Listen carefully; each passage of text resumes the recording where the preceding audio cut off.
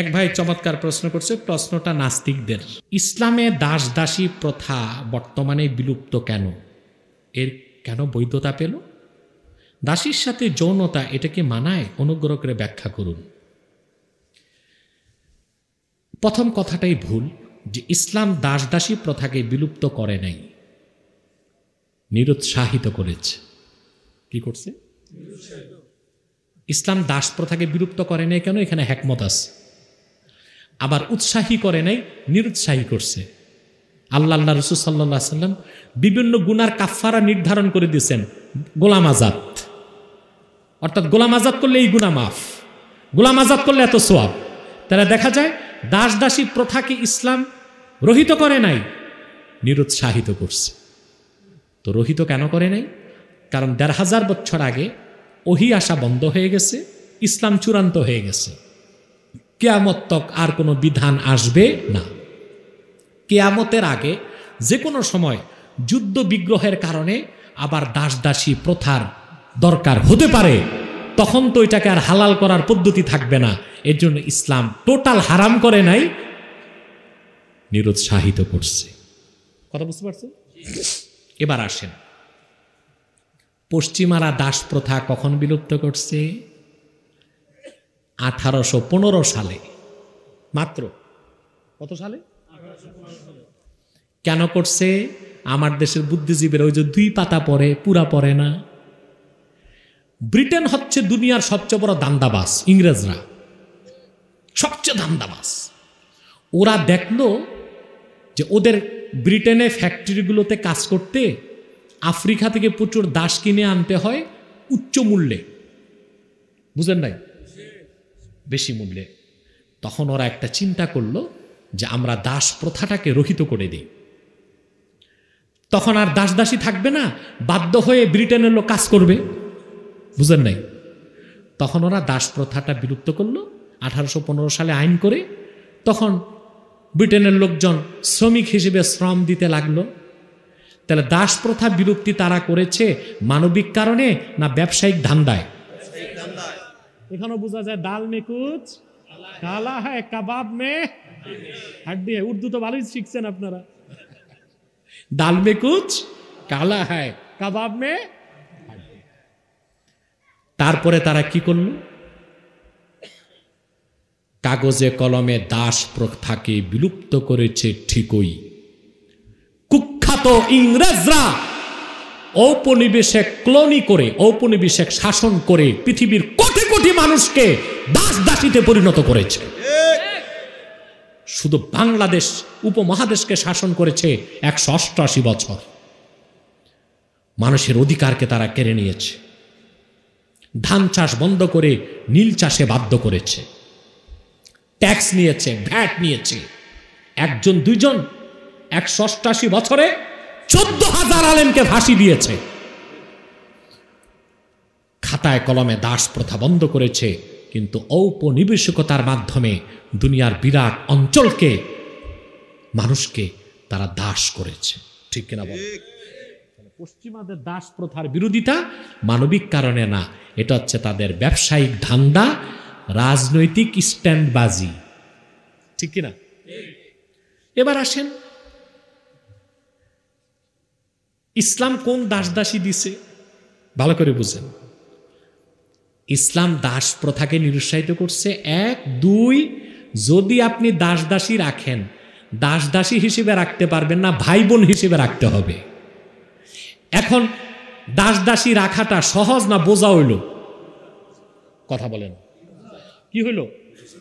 বুখারী শরীফে এসেছে, হযরত আবু যার গেফারি রাদিয়াল্লাহু তাআলা আনহু, ওনার ব্যাপারে সুআইদ ইবনে মারুর ইবনে সুআইদ, তিনি তাবি, তিনি বলেন, আমার হাদিসটা যতটুকু মনে আছে ততটুকু বলছি, বুখারী শরীফে, লাকিতু আবা যাররিন রাদিয়াল্লাহু তাআলা আনহু বিররাবাজা। মদিনা শরীফের নিকট একটা জায়গা আছে রাবাজা, তিনি বলেন ওখানে আবু যর গেফারির সাথে আমার সাক্ষাৎ হলো। তো আমি দেখলাম যে ফালাইহে হুল্লাতুন ওয়া আলা গোলামিহে হুল্লা, ওনার শরীরে যে লম্বা পোশাক, ওনার গোলামের শরীরও একই রকম পোশাক। তা আমি জিজ্ঞেস করলাম যে কি ভাই আবু যার, আপনি মালিক মুনিব আর সে আপনার গোলাম, তা আপনার শরীরে যেই পোশাক ওর শরীরে তো ওই পোশাক, এইটা কি? তা আবু যার গেফারি জবাব দিচ্ছেন যে দেখো একটা কারণ আছে। ইন্নী সাবাবতু রাজুলান ফাআইয়ারতুহু বিউম্মিহ, একদিন আমি এক গোলামকে, দাসকে গালি দিছি, আমি তার মাকে নিয়ে তারে খোটা দিছি। লোকটা ছিল হযরত বেলাল। হযরত বেলালকে উনি একদিন বলছে ওই কালো মহিলার ছেলে। কি বলছে? ইয়া ইবনা সাউদা। এই কথাটা শুনে আল্লাহর হাবিব এত রাগ করলেন, আবু যারকে বললেন, ইয়া আবা যার আ'আইয়ারতাহু বিউম্মিহ ইন্নাকা রাজুলুন ইন্নাকা ইমরুউন ফীকা জাহিলিয়াহ। আবু যার, তুমি আল্লাহর এক বান্দাকে তার মাকে নিয়ে খোটা দিতে পারলা? তুমি মুসলিম, তবে এখনো তোমার মধ্যে জাহিলীদের খাসলত রয়ে গেছে। ইখওয়ানুকুম খাবালুকুম জাআলাহুমুল্লাহু তাহতা আইদিকুম, তোমাদের দাস দাসী চাকর বাকর নকর আল্লাহ তাদেরকে তোমাদের অধীনস্থ করেছেন, তারা তোমাদের ভাই। সুবহানাল্লাহ বলবেন।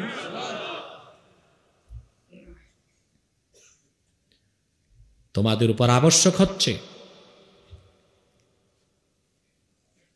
তোমাদের কারো যদি দাস দাসী থাকে, সে যা খাবে তাই তাকে খাওয়াবে, সে যা পড়বে তাই তাকে পড়তে দিবে, আর তাদেরকে অতিরিক্ত কাজ দিবা না। যে অতিরিক্ত কাজ দাও তো দাস দাসী চাকর নকরের সাথে নিজেরাও কাজে লিপ্ত হও। সুবহানাল্লাহ। এই হচ্ছে ইসলামে দাস দাসীর মর্যাদা ও সম্মান। নামই না দাস দাসী। ইসলাম দাস দাসী প্রথাকে বিলুপ্ত করে নাই বৃহৎ স্বার্থে। 2, ইসলাম দাস প্রথাকে নিরুৎসাহিত করেছে। 3, যদি দাস দাসী রাখতেই হয় ভাই বোনের মর্যাদা দিতে হবে। কথা বুঝতে পারছেন? প্রশ্ন হলো, ইসলাম দাস প্রথাকে কেন বিলুপ্ত করে নাই? প্রশ্ন আসে না? দাস দাসী কোনটা? আপনি এক জায়গায় গেলেন, মহিলা একটা পছন্দ হলো, বাইন্দাইন না দাসী বানাইবেন, এইটাই না।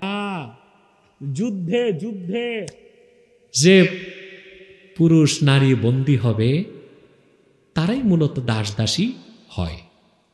বুঝলেন? ইসলামের কঠিন নির্দেশ, যত পারো আজাদ করো। কি করো? মুক্ত করে দাও। দাস প্রথাটা একেবারে বন্ধ করে নেই কেন ইসলাম? কারণ ইসলাম পূর্ণাঙ্গ জীবন বিধান। ভালো করে বুঝেন। এখন পৃথিবীতে যুদ্ধ হলো, দেখা গেল কোন অঞ্চলে পুরুষগুলো নাই, মহিলাগুলো আছে। এখন মহিলাগুলোর দায়িত্ব কে নিবে? কথা বলেন। ওরা তো যুদ্ধবন্দী। ওরা কি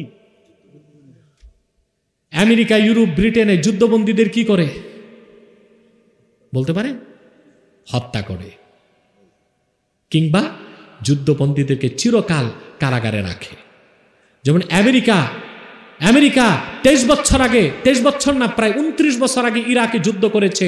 সকল যুদ্ধবন্দীকে আবু গারিব কারাগারে হত্যা করতেছে তিলে তিলে। মডার্ন আইন, মানবতাবাদীদের আইন হচ্ছে যুদ্ধাপরাধী যারা যুদ্ধবন্দী তারা কখনো মুক্ত আকাশের নিচে বেরোইতে পারবে না, হয় মৃত্যু নয় যাবজ্জীবন। ইসলাম এখানে কত সুন্দর বিধান দিছে যে না, যুদ্ধবন্দী মানুষগুলো তো মানুষ, তাকে হত্যা করবা কেন? কিংবা তাকে চিরকাল কারাগারে রাখবা কেন? বরং দাস দাসী হিসেবে রাখো। ভাই বোনের অধিকার দাও, যেন চিরকাল তারাও মুক্ত আকাশের নিচে উন্মুক্তভাবে বসবাস করতে পারে। তাহলে পশ্চিমাদের আদর্শ সেরা না ইসলামেরটা সর্বসেরা? তাহলে দাস প্রথাকে বিলুপ্ত না করে ইসলামকে অমানবিকতা করেছে না চরম মানবিকতার পরিচয় দিয়েছে? এখন হচ্ছে দাসীর সাথে যৌনতা। বলছে এটা কি মানায়? মিয়া সাহেব, তুমি তো দাসী বুঝো নাই। দাসী আর চাকরানি এক জিনিস না, পার্থক্য আছে, ঠিক কিনা? সব দাসীর সাথেও তো ফিজিক্যাল রিলেশন হয় না। দাসী যেটা আপনার কাছে আসবে, তাকে আপনাকে লিখিত চুক্তিনামার মাধ্যমে যদি আপনি তাকে গ্রহণ করেন, তার সাথে আপনি ফিজিক্যাল রিলেশন করতে পারবেন। ওটা স্ত্রীর মতো। যেমন আপনারা যে বিয়ে করেন, বিয়ে করতে কি করেন? চুক্তি করেন না? তো বিয়ে যেমন একটা চুক্তি, দাসীর সাথে ওটা একটা চুক্তি, নাম শুধু ভিন্ন, নাম শুধু। আপনারা বিয়ে করতে কি করেন? আদালতে যান। এই যে মিয়া সাহেব খাতায় কলমে কাবিন করেন, এইটা করেন সেইটা করেন, কি যেন একটা থাকে ওই যে বিয়ে, কিসের কাজী মিয়া সাহেব? এক বগলে ছাতা, এক বগলে খাতা, কি কই? আরে ঘটক না, ম্যারিজ রেজিস্টার, এটারে কয় কাজী। বেটা কাজী এত সহজ নাকি? ইসলামী রাষ্ট্রের বিচারকের নাম কাজী। আর এই যে বিয়েতে দৌড়ায়, এক বগলে ছাতা আর এক বগলে খাতা, এ কাজী না, এ হলো কি? Marriage register. বুঝলেন? এখানে কোনো ম্যারিজ রেজিস্টার থাকলে রাগ করবেন।